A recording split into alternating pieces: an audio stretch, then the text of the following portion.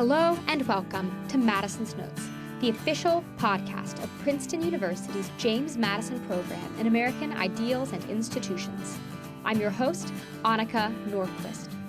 We have an amazing show lined up today, a conversation with Dr. Kevin Weddle, professor of military theory and strategy at the Army War College, to discuss the Saratoga Campaign in the Revolutionary War.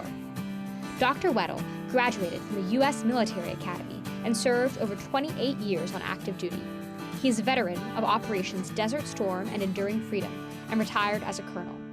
He earned his Ph.D. here at Princeton in political theory, and in 2019, we were lucky enough to host him here at the Madison Program as our William L. Garwood visiting professor. Today, we're chatting about his book, The Compleat Victory, Saratoga and the American Revolution, which was recently awarded the prestigious 2021 Gilder Lehrman Military History Prize, honoring the best book on military history published during the previous calendar year. If you enjoyed this episode, don't forget to follow, subscribe, and give us a review. You can also find us on Twitter and Instagram and find out more about what we do at jmp.princeton.edu. Kevin, welcome to the show. Well, thank you. It's great to be here. So just to start off at the very, very beginning with kind of the backdrop here, when the American colonies rebelled, they were confronting a humongous and powerful and extremely populous empire. And I'm coming from more of an ancient history background. And so I had always thought from my knowledge of colonial history that the reason that we were able to break away from Britain maybe had something to do with them either not caring so much about us or not being the highest priority for them. But when you open your book, you open with a really interesting account about how the British general public actually was really interested and very carefully watching the war in America. So what were the factors that made this a fair fight? What was the British mood about the Revolutionary War? You probably don't want to get into all the causes of the war and all that. Yeah. But certainly by when all the crises came to a head and you had Lexington and Concord and actual bloodshed started occurring, then, that concentrated the mind, of course, of Great Britain. And it's interesting, you did have, though, some factions in Britain who were very pro-America and actually pro-independence for America. And then you had other factions who were anti-war. They just didn't want a war. They just didn't think it was worth fighting a war over the colonies. And then, of course, you had the hardcore folks who were clearly the majority, at least early on in the war, and led by the king, of course. The king was very adamant about not allowing independence. So it was up to the brand new United States to win militarily, which was going to be a very, very difficult thing. If you were to take a Excel spreadsheet and you were to line up all the assets of Great Britain versus the assets of the brand new United States, it's very clear that Great Britain had the majority of the assets, the physical assets, the money, the troops, just about everything, naval power, which of course we didn't have anything. And all of that, commerce and, anything you can think of. But war, if I've learned nothing else in my time teaching at the Army War College and having a 30-year career in the Army, it is, wars aren't won just by Excel spreadsheets. They're won by having, will, all of those moral factors, what's called the moral factors. So, will, and things like that. And of course, also very, very important, leadership. And also very important is strategy, coming up with the right strategy in order to actually accomplish what you're trying to accomplish. And the British have a very, very difficult task. They have a fairly small army. They have a very powerful navy, but they have a very small army. And, if you're going to try to subdue these very disparate colonies, now states, if you're going to have to subdue that over vast distances, very different than fighting in Europe, mainland Europe. Much of that territory is wilderness. So if you're going to have to actually try to put down this rebellion, it's going to be very, very difficult militarily. And so they're faced with a very, very difficult task. For the Americans, of course, it's a different task. It's a task of fighting off these military incursions. And as Washington figures out fairly early on in the war, fighting them toe to toe is very, very difficult. And probably the way you're going to win, or the best chance for the Americans to win, is and Washington adopts this so-called modified Fabian strategy, in which he's going to maintain the army and avoid major pitched battles unless he's got an advantage. So Washington is going to pursue that strategy really for the rest of the war, from late 1776 to the rest of the war. But the Brits have a much more difficult task. And of course, I talk about that at length in the book, about how they develop their strategy and try to execute it. And so your book is focused really on one particular battle, the Battle of Saratoga. And it's a huge topic. You have a long book about it. But if we just kind of distill the bird's eye view here, looking at it both from the American and the British side, what was the strategic objective? What was the plan? And just sort of broadly, as an introduction, before we get into the details, what wound up actually happening? Right. Well, just to correct the record for a second. It's not about the Battle of Saratoga. It's the whole campaign of Saratoga. Right. So Saratoga, it's sort of a shorthand. People talk about the Battle of Saratoga, and what they're really talking about is the final two big battles of the campaign. But the campaign lasts over 5 months, and it includes 10 battles and engagements and all sorts of different military operations. So it's a very complex, multifaceted campaign. A lot of things are going on at once, which is part of the challenge of the book, is trying to hopefully keep the reader engaged and not confuse the reader very much, because so many things are happening all at once. But just very quickly, at the end of 1776, early 1777, the British realized that the strategy they had been pursuing was really not going to work, and they needed to come up with something new for 1777. And the king desperately wanted to end the war in 1777. So General John Burgoyne, who happened to be in London at the time, presented a plan, a very complex, imaginative plan, that called for basically 3 columns, 2 coming down from Canada, another one the main British army coming up from New York, up the Hudson River Valley, all of them meeting at Albany. And the idea was that they would split the colonies in half. Now the brand new states, but of course to them it's still the colonies, split the colonies in half. And what they figured was they would isolate the more rebellious New England colonies away from what they thought were the less rebellious middle colonies, southern colonies. They thought there were much more loyalist sentiment in those colonies. So they would split them in half, and then ultimately, New England would die on the vine, and all would be good. The rest of the country would certainly, the rest of the colonies would certainly come back to Mother England. So that's Burgoyne's plan. But Burgoyne wasn't the commander-in-chief. The commander-in-chief in North America is General Sir William Howe. He's sitting there in New York City, and he had a different plan. His idea was, look, the only way we're going to win this war is to defeat Washington and his army. He'd recognized Washington and his army as the center of gravity of the American Revolution. So his idea was, I'm going to take my army, my big army here in New York. I'm not going to go up the Hudson River. What I'm going to do is I'm going to go to Philadelphia, the sort of nominal capital of the rebellion, and that will force Washington to come out, defend the capital, and I can have my big decisive victory, and I will defeat Washington, I'll defeat the army, win the war. So you have these 2 competing plans, basically, and it was up to the leadership in Great Britain, the political leadership in Great Britain, mainly the King and Lord George Germain, who was Secretary of State for the colonies, the man who was really responsible for managing the war in North America. It was up to them to kind of come up with, a logical plan. Do I pick one or the 2? Do I pick Burgoyne's plan? Do I pick Howe's plan? Or do I come up with some sort of a, combined operation, a combined strategy that's fully coordinated? Unfortunately for the British, they don't do any of those things. Instead, they basically approve Burgoyne's plan. They also approve Howe's plan. And because of delays in messages going back and forth, there's all sorts of lack of coordination and misunderstandings and confusion.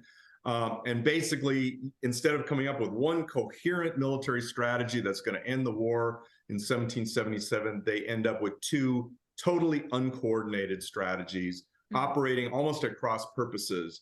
So what I argue in the book is almost everything that happens in the Saratoga campaign can be traced to this faulty British strategy that they embark on in 1777. Yeah, I mean, it's interesting because one of the questions I was going to follow up with, I mean, if this battle were like a Greek tragedy, say, like what would the point of no return have been? Right. Like what the point where the British were just, the ball's rolling down the hill, you're not going to fix it. So would I guess then your answer be the point at which Burgoyne's and Howe's strategy were both pursued at the same time, or? Yeah, in part, but also, there's a kind of a famous military saying that even the best tactics can't overcome a bad strategy. I absolutely agree with that. But a poor strategy that's executed vigorously can at least produce some good effects. Unfortunately, Burgoyne was not the guy to do that. And so, his conduct of this bad strategy was pretty dismal. He starts out with a great success. He seizes Fort Ticonderoga from the Americans almost bloodlessly, just in a few days, which he thought going into the campaign that would be his toughest the toughest part of the campaign, seizing Fort Ticonderoga, which is, of course, it was called the Gibraltar of North America. It guarded the famous invasion route from Canada going south on Lake Champlain and Lake George, and then the Hudson River Valley. So it guarded the approaches to the Hudson River Valley. So anyone wanting to come down from Canada had to take Fort Ticonderoga. So he thought that would be the toughest part. He takes it just in a couple days, no problem. And then I think that feeds into his hubris and his overconfidence. And so he just kind of lollygags the rest of the campaign, moving very, very slowly. He's not aggressive at all. Very much unlike the dashing cavalryman, which is what he was. He's a career cavalry officer. And it's just, he does not do a good job. And as you said, this whole Greek tragedy thing, you see him moving farther south, deeper into America with no support whatever, having all these logistical problems. And instead of doing the logical thing, which is once you dig so deeply, it's time to cut your losses and maybe fall back and save the army. Instead, he continues and goes deeper and deeper and deeper until he's finally forced to surrender outside Saratoga. Yeah, I mean, Burgoyne is such an interesting character in your book. He is. One of the parts about him that stuck out most to me is the very, very end, where he eventually loses the battle. The campaign is a failure, and he has all these letters with just heaps and heaps of excuses, blaming basically everyone but himself. Yeah. And obviously that reflects badly on anyone. But as you point out, it's also the case that the plan he was trying to execute in the first place was extremely difficult. So I guess if we are in his shoes and we have to assign blame, how much of the loss do you think was the result of Burgoyne's original plan versus his tactics versus the instructions that he was actually given from higher command along the way? Yeah, great. All of those are great questions. I think, if you're looking at kind of the big picture, why did they lose the campaign? Why was the campaign such a problem, such a faulty thing, their strategy? You've got to blame that, I think, largely on the king and Lord Germain, because it was their job, mainly Lord Germain's job, to coordinate these strategies, and he doesn't do it. And part of that, I think, is his total misunderstanding of what it took to campaign in North America. He's a former general. He served in the 7 Years' War on the continent. I mean, he was fighting the French on the continent of Europe. He was not in North America. He's never been in North America. He doesn't know all the challenges of fighting in North America, where the distances are immense. And the terrain is very, very difficult. There's very few towns. There's very few settlements. It's hard to live off the land, and so when he's saying things like he approves Burgoyne's plan, and then he also approves Howe's plan, and then he tells Howe, oh, by the way, once you finish up in Philadelphia, then you need to go help Burgoyne. Well, there's no way that was going to happen because of time, distance, and all those other things. So I think the blame for the overall campaign is Germain's and the king, who was an enthusiastic supporter. But the blame for the loss of the army, I think that's all on Burgoyne, because here's a senior officer. Now, this is his first independent command, which is unusual for an officer of his rank. But still, he's a senior officer. He will argue later that he had no choice. He had to continue driving toward Albany because that was in his orders. Well, a senior officer has to know that you can't be shackled to orders that were written 5.5 months before, 3,000 miles away, when circumstances will change ultimately, and they do. And as he continues farther and farther south, he runs into more and more problems. A senior officer has to, one who is operating by himself, has to make these key decisions. And one of those key decisions is, I think, especially after the Battle of Bennington, is I've got to save the army. I mean, that is job one.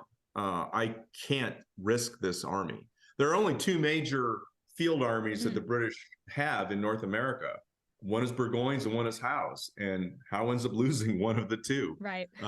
Not good. So I blame the big picture blame. I think there's a lot of blame to go around, but mainly Germain and the king.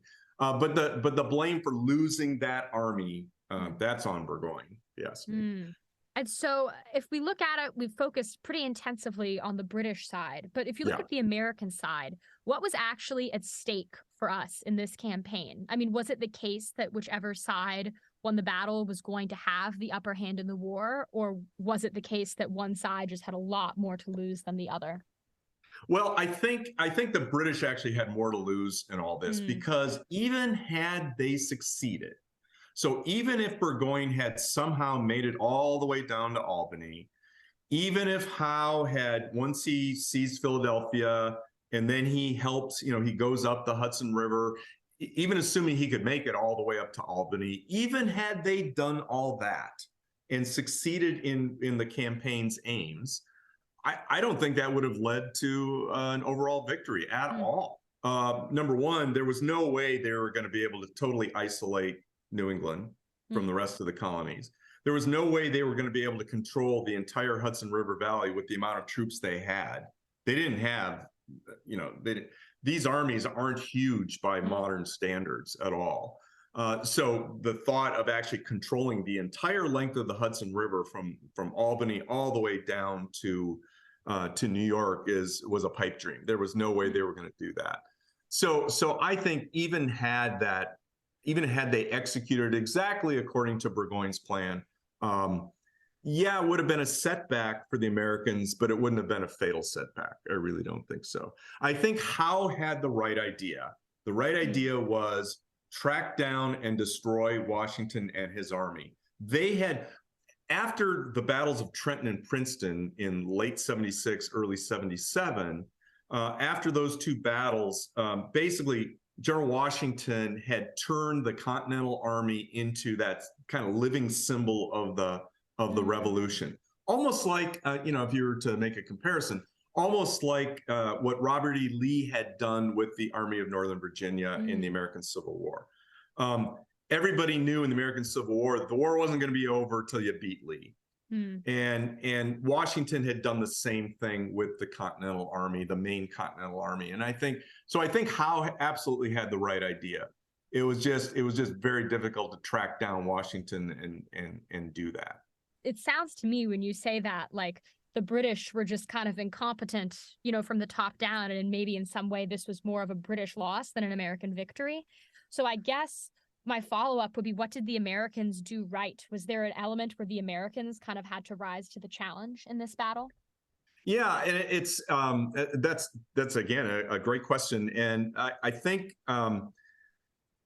the Americans did a lot of things right. Now, they had their problems too. They had personality issues, just like the British had. We didn't even talk about that with the Brits. They have bad strategy. They have generals who hate each other. They all hate, Lord Germain. I mean, it's just really poisonous situation. The Americans aren't perfect. They have their personality issues there as well. You had Gates versus Schuyler. Gates isn't getting along with General Gates isn't getting along with Washington. I mean, you had all sorts of issues there. But the Americans overcome these challenges. And I think the thing that the reason why the Americans end up winning this campaign is superior leadership.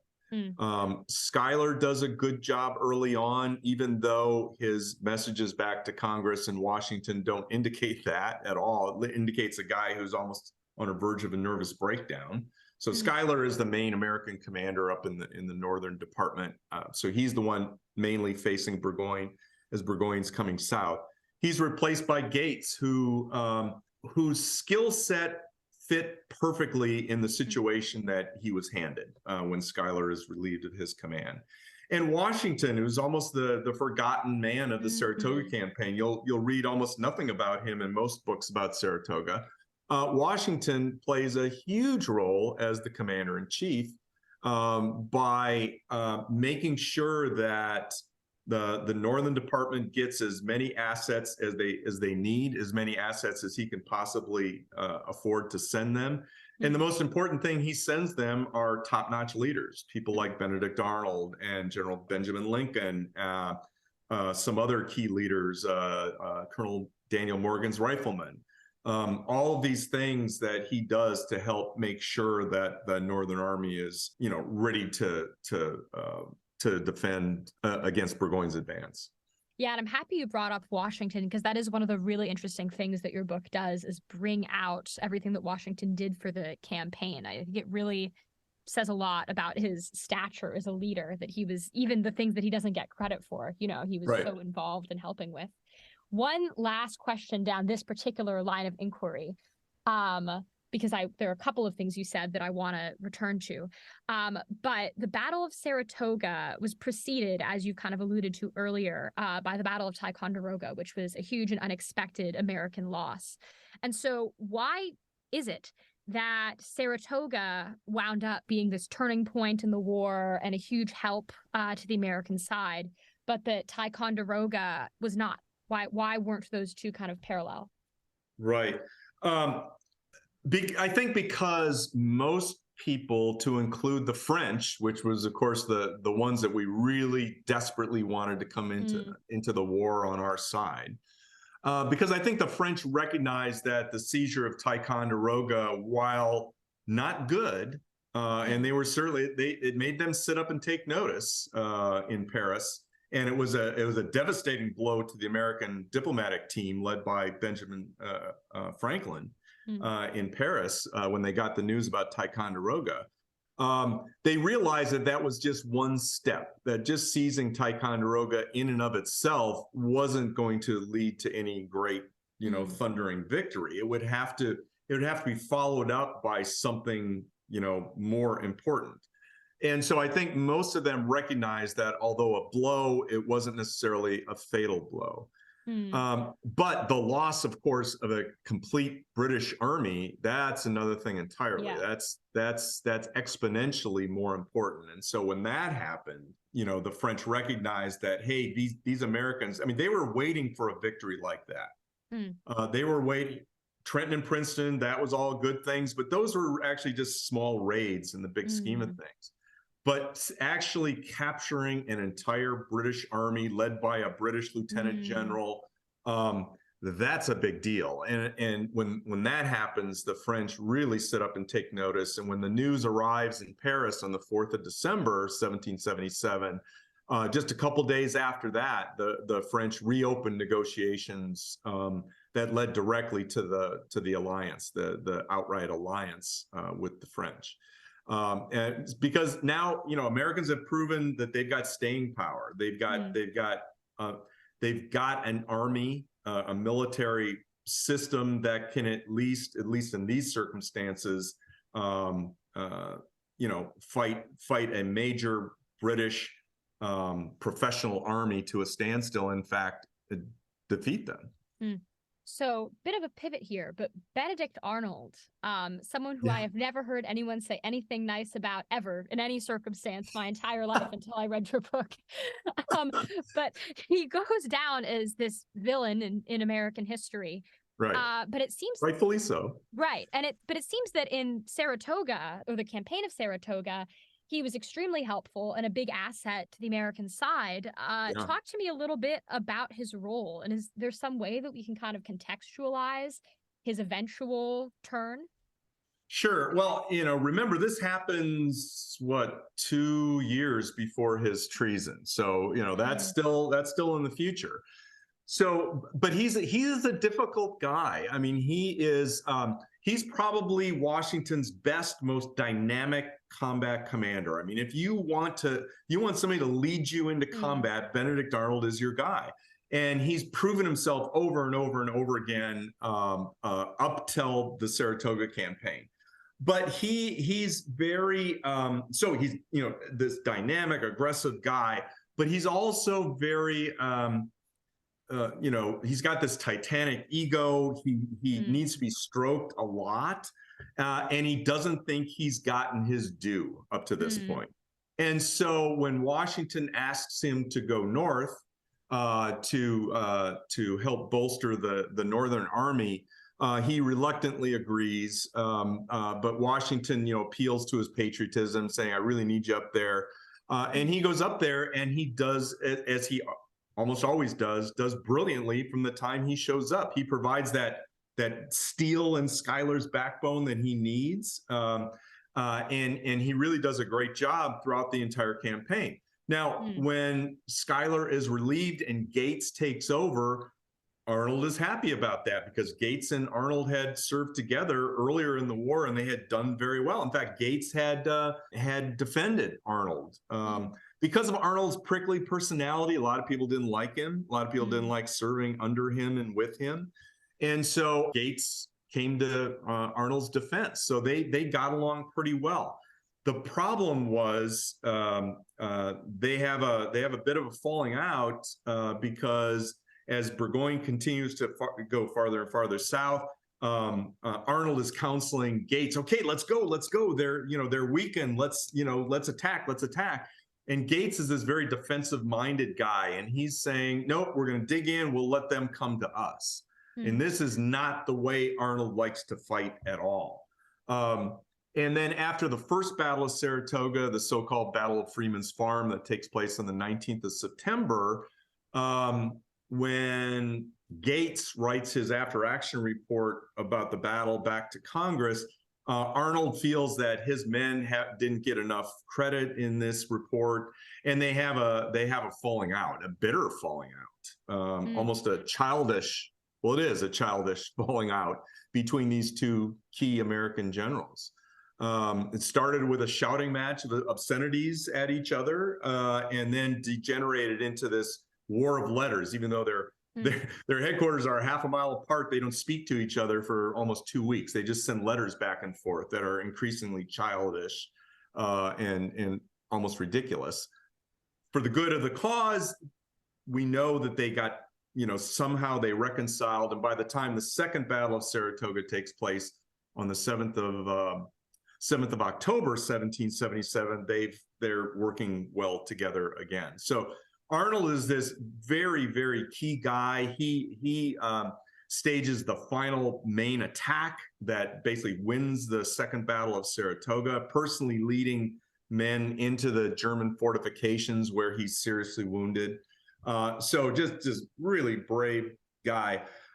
His leg wound, but I'm sorry, this is a long, involved answer. Oh, not at all. But getting back to your original question, how does this kind of preview his later treason? He once again, after Saratoga, doesn't feel like he's gotten enough credit, even though Washington makes sure that his major general commission is backdated, so he's senior to some other generals, which was his main complaint early on.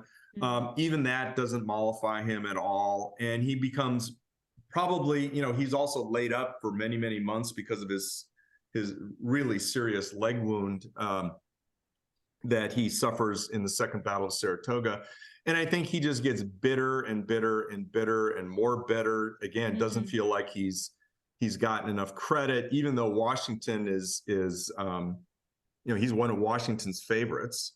But he doesn't feel like he's gotten enough credit. And I think this bitterness just increases and increases. He also remarries a young woman who has some British connections, and that's going to, I think, feed into this too. And I think she fed into the bitterness that he felt about not getting enough credit, and that's all gonna ultimately end up with his treason, where he tries to basically sell West Point to General Howe, or it'll be actually General Clinton by that time. Interesting. And so to pick on another slightly, controversial or thorny topic, I was really interested in the way that your book discussed Native American involvement. So just to start off there, what was their strategic role? Yeah, they play a large role. Most Native American tribes were allied with the British. Both sides court them extensively in the war, trying to get them to if not go over on their respective sides, but at least be neutral.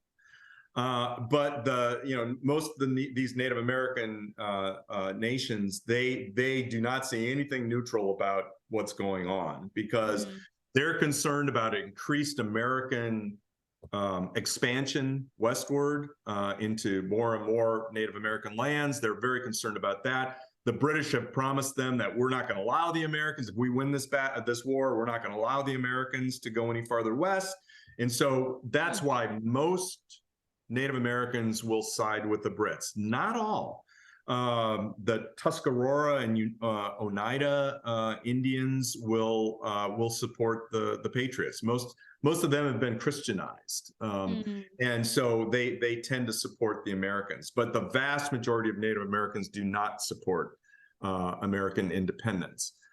So they're going to be used by both sides. They're going to play a very large role in Burgoyne's campaign, and also one of his other columns, the one that's his supporting column. That's their mission is to go down the Mohawk River to Albany and there meet Burgoyne. Remember, I said there were 3 converging columns.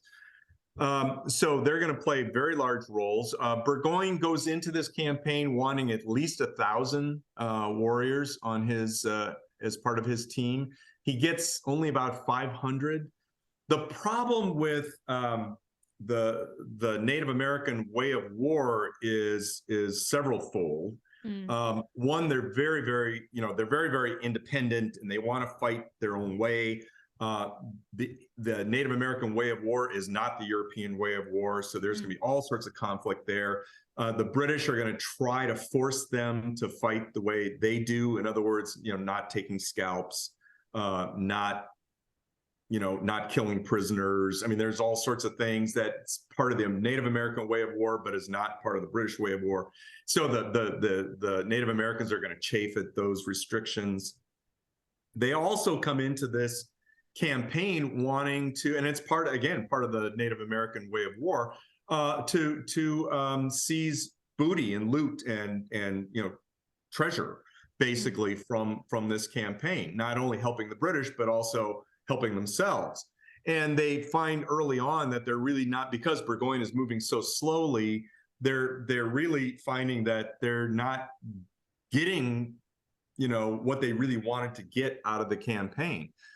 And then they also can't take high casualties. These are very small. These Indian Native American nations are very, very small. Their number of warriors are smaller still, and so they can't take heavy casualties. And the Native American war and the Native American ways of war, they don't fight these huge battles where they lose high casualties. They can't afford that. And so, especially in that supporting column that's supposed to come down the Mohawk River, they fight one big battle out there that's part of the Saratoga Campaign, the Battle of Oriskany, where they take very heavy casualties. And that's going to basically cause them to desert and leave their British allies. They're also very astute on how they think things are going to turn out. And so after the Battle of Bennington, where Burgoyne loses almost 1,000 men at the Battle of Bennington, his Native Americans are, they look around, they go, this looks like basically looks like we're on the Titanic. It's time to leave. And the vast majority of them desert after the Battle of Bennington, which is going to leave Burgoyne without his Native Americans. Now, they're very important for him because they act almost like you would use cavalry in Europe.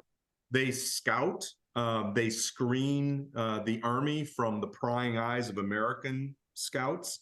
They'll conduct raids for you. They'll gather intelligence. They can do all those different things. And once they desert, Burgoyne is left, basically he's an army without eyes.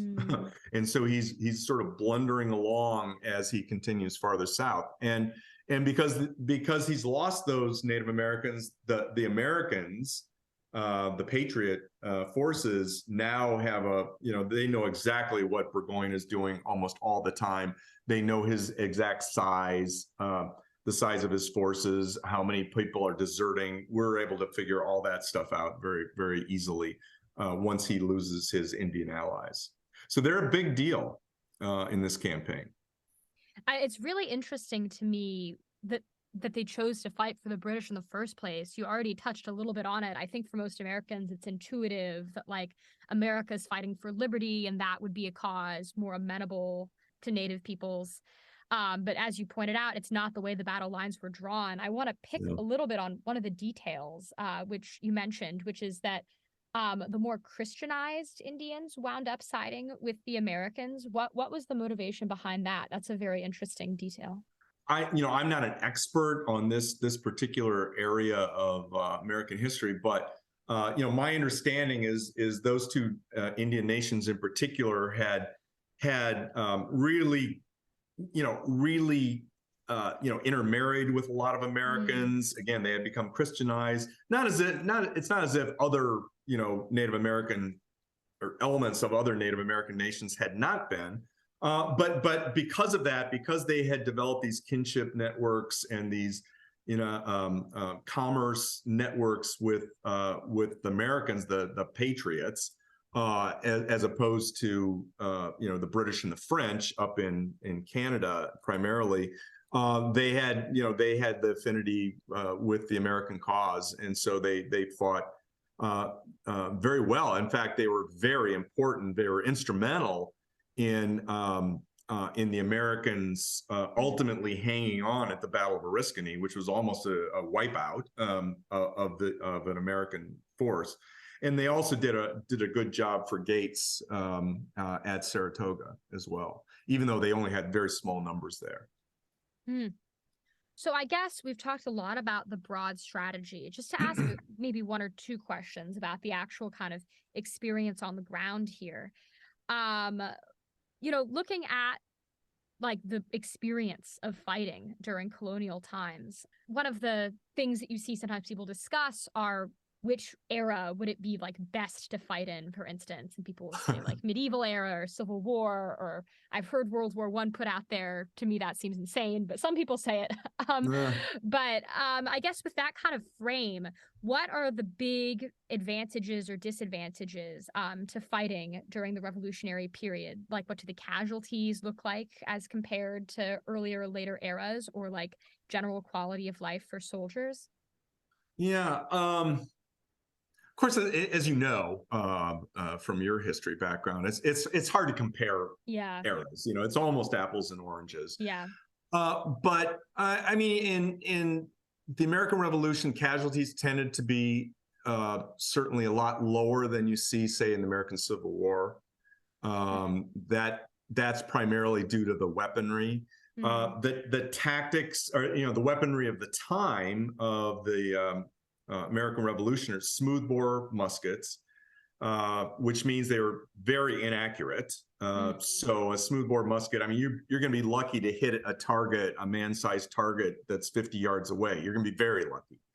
And so what they really wanted to do was they wanted to have that's why you see all the volley fire that takes place in the American Revolutions. The idea was to get the massive amount of lead downrange to cause the most damage to an enemy formation. So consequently, you had fighting that was fairly close, because you had to get fairly close in order for those smoothbore muskets to have any effect at all.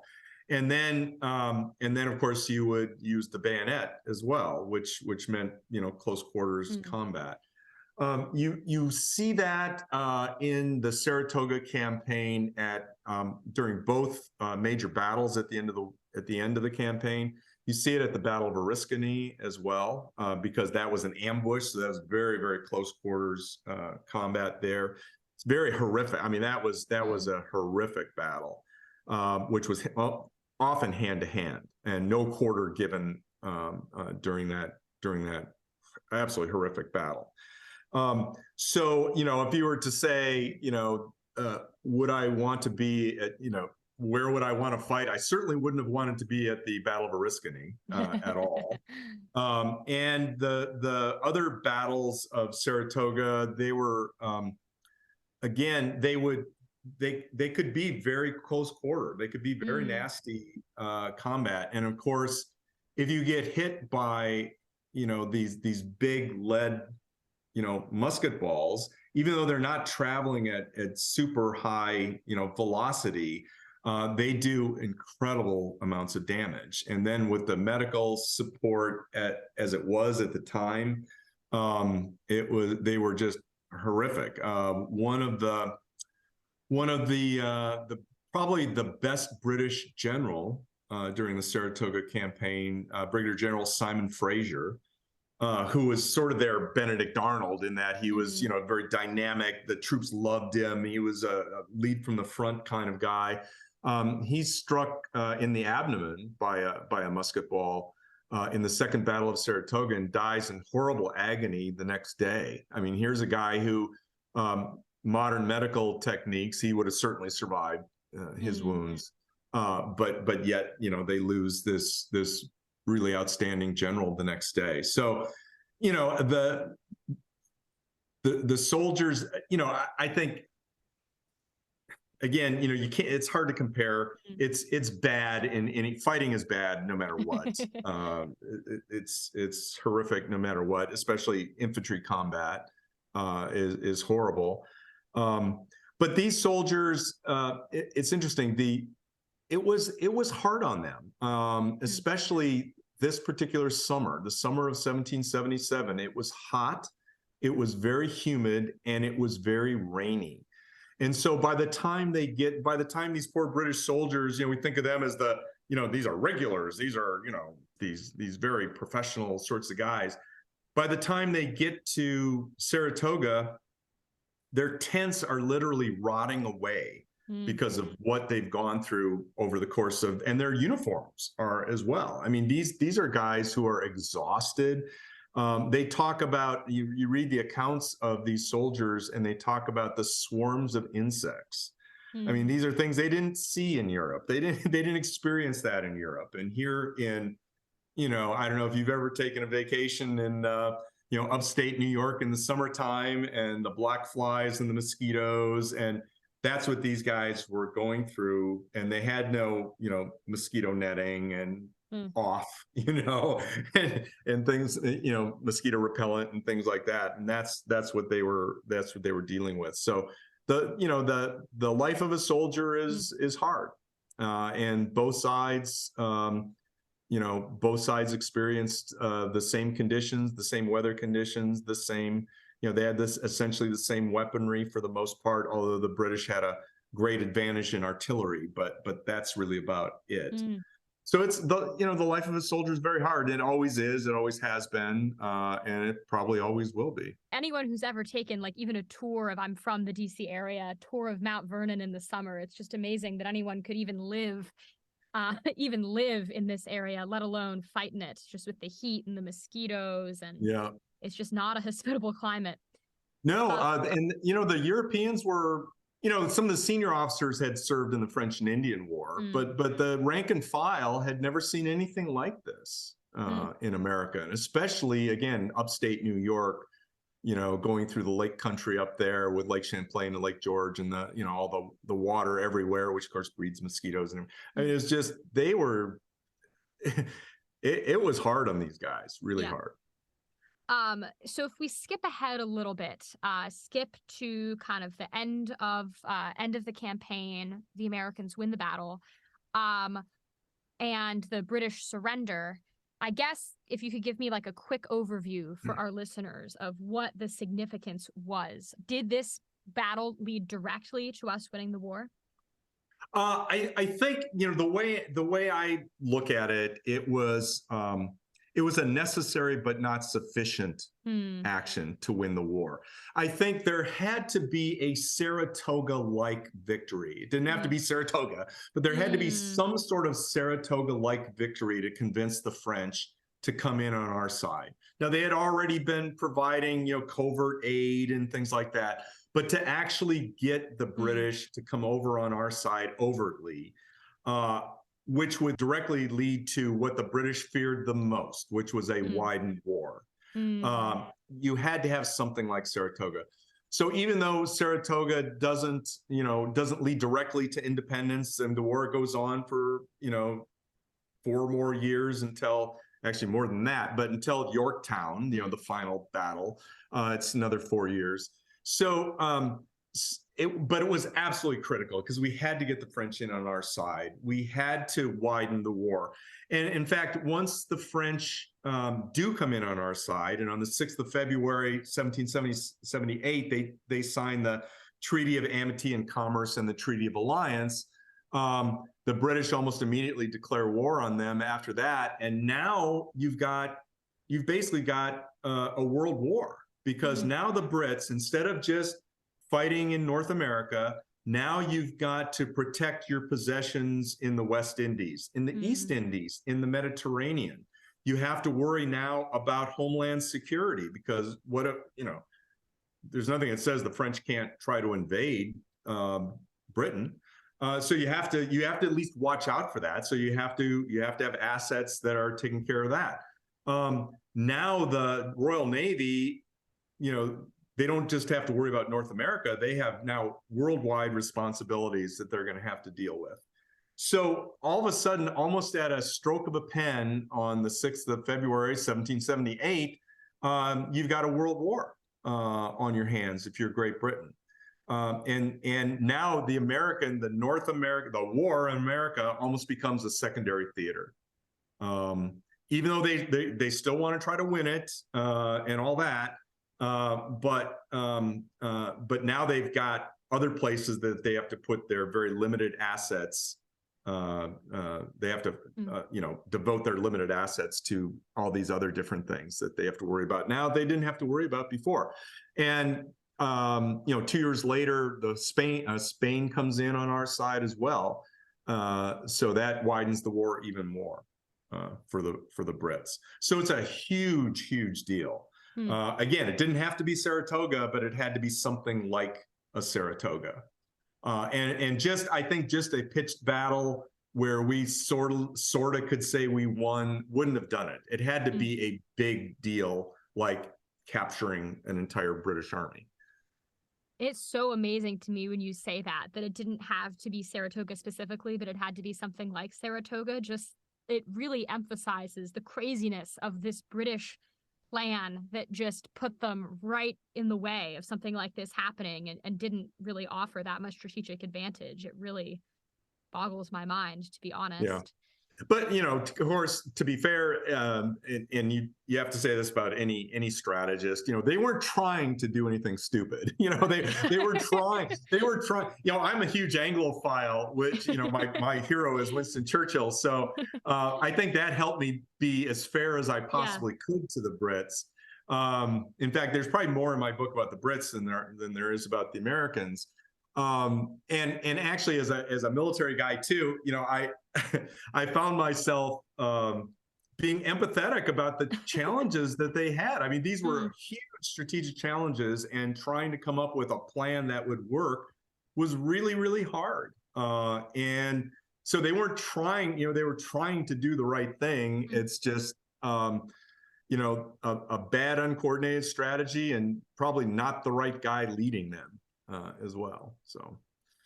Yeah, and I think that's a really good transition to the final question, which, so there are many elements, of course, of warfare in the Revolutionary era that no longer hold true. Communication stands out to me as one of those where, if anything, it's too easy to communicate now, but was a humongous strategic barrier at that time. But, despite that, what kind of lessons strategically can we draw from Saratoga today? Yeah, I think actually there's a lot of lessons we can draw from Saratoga. One of the most important, I think, is the whole idea of military strategy development. It's very, very hard. The definition of strategy is the calculated application of ways and means to achieve a military or political objective. That sounds so easy, but if it was easy, we'd be a lot better at it, and we're not very good at it. And so, I think, strategy is very hard. You have to make sure when you're developing your strategy that, and we do this today, we make mistakes about it today, is that it's fully coordinated, everybody understands it, and it's leading to, it's leading to something that makes sense, right? It's leading to something that is going to lead to victory, if not victory itself. It's got to lead toward a clearly defined, decisive objective. This they didn't do. The other thing you have to do is make sure that when you're developing your strategy and you come up with assumptions about your strategy, which is fine, there's nothing wrong with basing part of your strategy on assumptions, because nobody has perfect knowledge, right? And certainly Burgoyne and Germain and Howe didn't have perfect knowledge. And so their strategies are always going to have some assumptions. And Burgoyne had assumptions. One of his assumptions was that he was going to get 1,000 Indians to support him. He didn't get 1,000 Indians. He thought that once he seized Ticonderoga and went deeper into New York, that loyalists in droves would come out to support the army. Hundreds and hundreds and hundreds of loyalists would come out and support him. That didn't happen. Probably not a bad assumption, but it didn't happen. Another assumption he had was he left Canada not having enough logistics support. He did that knowingly, thinking that those loyalists would provide the difference, that his shortages. None of those things came true. So again, there's nothing wrong with basing part of your strategy on assumptions, but you have to examine the assumptions very carefully. And you have to say to yourself, okay, what happens if I don't get enough Indians? What happens if the loyalists don't come out in droves to help my army? What happens then? And none of that was done in the British strategy making. They, a lot of their decisions were made on assuming that good things will happen once we get to Albany, things like that. That's not very good. And it's not to say that we're much better. We thought, I go back to the Iraq War. We thought that, as soon as we take Baghdad, good things will happen. Well, no, we took Baghdad really easily, and then bad things happened after we took Baghdad.